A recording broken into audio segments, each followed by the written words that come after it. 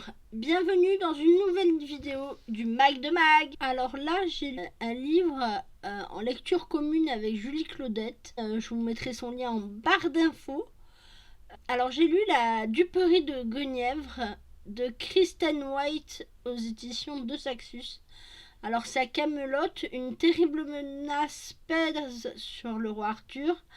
Merlin, qui a été banni parce que la magie est devenue interdite, il forme une sorte de manigance pour que la future femme d'Arthur, Guenièvre, dont la véritable identité demeure un peu secrète, elle doit évoluer à la cour avec un secret, c'est-à-dire elle possède des pouvoirs magiques. La véritable identité demeure secrète.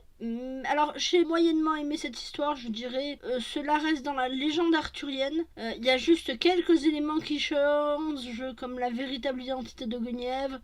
L'auteur incorpore une autre histoire, celle de Tristan et Isolde. Si vous voulez en apprendre plus sur la légende arthurienne, je vous conseille Faites Jane ou Marion Zimmer Bradley. Plutôt, ça vous... pas un livre que vous allez lire si vous connaissez pas du tout l'histoire. Alors c'est une moyenne histoire de fantasy, je dirais. Moi ça m'a laissé un peu plate, j'ai trouvé. Il n'y a pas trop d'intrigue. On voit venir les choses assez vite. Bon, et j'emprunterai le deuxième par curiosité, mais ça m'étonnerait que je le finisse. Alors ensuite, j'ai lu Par le feu de Hill Will aux éditions Casterman. Alors là, c'est l'histoire de Moonbeam, 17 ans, qui vit depuis toujours dans une secte, dans la secte de la Légion du Seigneur, où au quotidien elle est régie par le père John. L'adolescent doute de plus en plus de la sagesse de leur leader. Elle transgresse les règles, pas vraiment, mais les conséquences vont être assez terribles de cette transgression de règles. En fait, c'est un livre qui me fait assez réfléchir sur l'endoctrinement. Comment un homme peut faire pour en convaincre grâce à un seul pouvoir, c'est la parole. Soi-disant, il parle avec le Seigneur. Comment il peut convaincre des gens qui croient vraiment qu'il parle avec le Seigneur? En fait, c'est de la manipulation. Il leur fait croire que le monde extérieur est dangereux pour avoir une plus grande emprise. Il les manipule, en fait. C'est de la manipulation pure. On s'en doute pas, mais il y en a beaucoup. J'ai énormément apprécié ce livre. Cette lecture a été fluide. Les chapitres sont très courts. En fait, l'histoire nous pousse à réfléchir, et en fait on est tous quelque part manipulés par quelqu'un sans le vouloir. Je dirais qu'on est tous manipulés en achetant des livres grâce à la promo d'Instagram, mais nous on manipule à notre tour en promouvant moi ce livre, en disant que j'ai beaucoup aimé ce livre. Peut-être que je vais en manipuler d'autres. Enfin, je veux dire, ce livre est très bien. Moi, j'ai beaucoup aimé lire. En plus, c'est basé sur des faits réels. C'est la tragédie de Waco. Et j'ai beaucoup aimé en apprendre plus sur ces événements. Et je vous le conseille à 1000%. Voilà. J'ai lu Les Maîtres Enlumineurs aux éditions Albin Michel par Robert Jack Bennett. Alors, on y représente l'économie de Tevan, et c'est Sansia, une jeune voleuse qui a des facultés de lire des objets. Elle est engagée pour voler un objet assez précieux. Et suite à cela, sa vie va être totalement chamboulée. Alors, pour moi, ça a été une excellente lecture, pour deux bonnes raisons. La première, c'est qu'il n'y a jamais de temps mort dans ce roman. Il passe toujours quelque chose. On n'a pas de moment de pause, pas du tout, non. Ils vont reprendre et hop, et ça repart de plus belle. Il y a encore quelque chose, il y a toujours quelque chose à faire. Et c'est ça que j'ai beaucoup aimé. L'univers est très très riche et complexe à comprendre. Comment les niveaux se passent, la hiérarchie entre les érudits, je dirais, et les non érudits. Et pour ma part, ce livre a été une grande surprise. En fait, c'est sur les dessous du fonctionnement de la ville, comment elle fonctionnait, comment ça marche, les échelles de niveau, comment... Voilà, tout ça, ça m'a beaucoup aidé. Bon, c'est un monde qui n'existe pas, c'est très bien. Et il me tarde de lire le tome 2. Je vais être grandement étonnée par ce tome 2, je pense. En ce moment, je fais le Booklanta. Je vous mettrai son lien Alice au pays des livres qui organise ça. Je vais vous dire certaines lectures que j'ai fait pour ce Booklanta.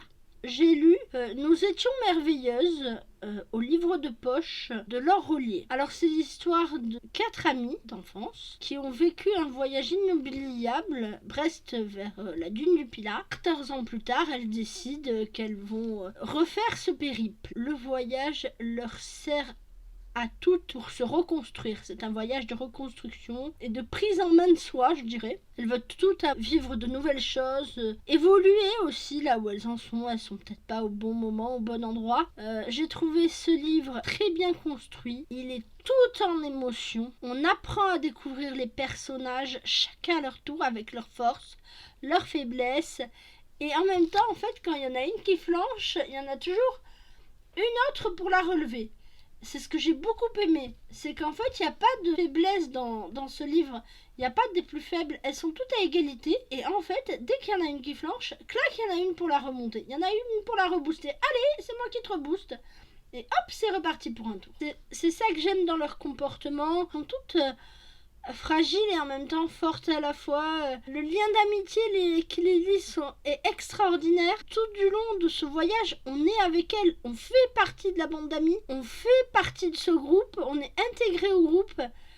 Et en fait, tu rêves que d'une chose, c'est d'avoir une bande d'amis comme ça et de faire un périple aussi bordélique qu'il soit avec autant de fraîcheur et autant d'envie qu'elle. Après, ce qui me plaît aussi, c'est le mélange des émotions. Je trouve que Laure Rollier, là, elle a bien mis l'accent là-dessus. C'est-à-dire, en fait, elle joue avec nos émotions. En plus, à la fin, on présume quelque chose, mais on sait pas jusqu'à la fin ce qui va se passer. C'est émouvant, c'est touchant. Bravo, c'est une excellente réussite pour ce premier livre. J'ai beaucoup aimé et je serais ravie de lire la suite de ces romans. J'ai lu quelque chose d'atroce, c'est Marche ou crève. Je pense que Stephen King, là-dedans, part toujours plus loin. Il est dans le classique, mais en même temps, la fin, on s'y attend pas. Pour moi, cette fin, elle vient un peu là comme un cheveu sur la soupe. Elle est là, mais elle pourrait être ailleurs.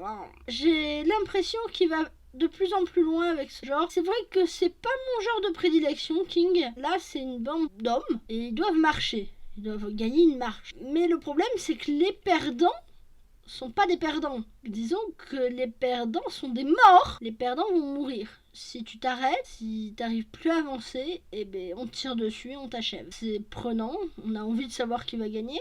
La fin est pas trop surprenante. On s'attend un peu à avoir pas trop de logique à la fin. C'est ce qui est arrivé avec King. Pas de logique de fin. Pas une fin claire. King, c'est moyen. Pour ma part, King, je laisse à quelqu'un d'autre. J'aime bien ce qui est extraordinaire, mais ce qui est illogique, pas vraiment. Faut qu'il y ait quand même une logique. J'ai lu Accidental Killer de Isabelle Lagarrigue. Je connaissais pas ce terme de Accidental Killer, il faut être honnête. En France, je pense que c'est accident involontaire. Il y a beaucoup de personnes qui doivent vivre avec ça et je connaissais pas ce terme. Je savais qu'aux États-Unis c'était notifié autrement sûrement, mais je ne savais pas qu'il y avait eu des recherches là-dessus. J'ai beaucoup aimé suivre Ava avec ses études de psychologie et la description de tous les enfants étudiés qui ont causé ou qui ont vécu aussi des accidental killers. J'ai trouvé ce livre bien, mais la romance m'a un peu dérangée. Elle y était, c'est pas grave, et j'ai passé outre. En revanche, Ava, j'ai trouvé que c'était prévisible. La fin pour Ava était un peu prévisible. On s'attend à ce qu'elle soit aussi étudiée, parce que tout le long du livre, on se pose des questions sur Ava. Sur est-ce qu'elle est étudiée ou pas. Tout au long du processus, je me suis posé beaucoup de questions sur Ava. J'ai eu mes réponses, évidemment, mais les réponses étaient prévisibles. Sinon, ça a été une bonne lecture dans l'ensemble. J'ai apprécié de le lire. Juste, voilà, bravo d'avoir osé écrire sur ce sujet, qui n'est pas un sujet facile.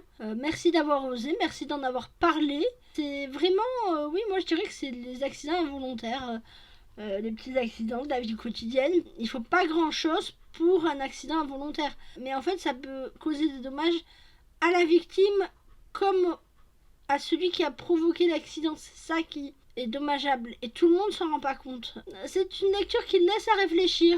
Je vous conseille. Je vais vous faire des petits inserts de mes rencontres d'auteurs. En premier, j'ai fait une rencontre avec Pierre Lemaitre. C'était pour sa trilogie Le Grand Monde. Alors, j'ai beaucoup aimé dans sa façon de parler.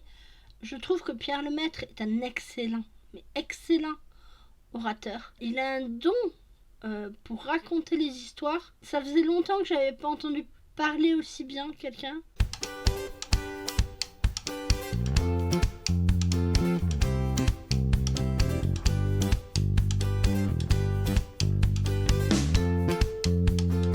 Ensuite, je suis allée au Salon du Livre de Gradignan. J'ai vu Olivier Norek.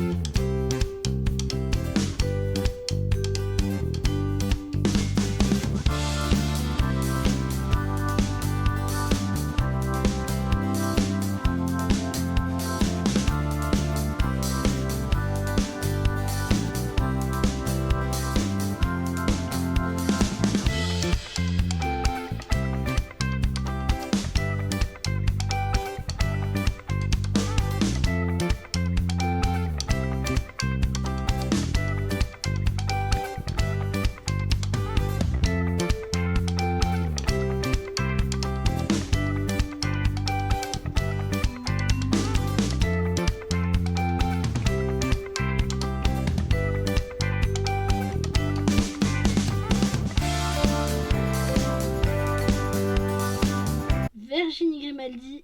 La semaine suivante, bien sûr, j'ai eu la chance de rencontrer Audrey du Souffle des mots qui est venue dédicacer son jeu et j'ai eu le grand plaisir de la rencontrer. Merci Audrey, merci pour ta gentillesse. Je vais vous dire à plus dans le bus et à une prochaine. Bye.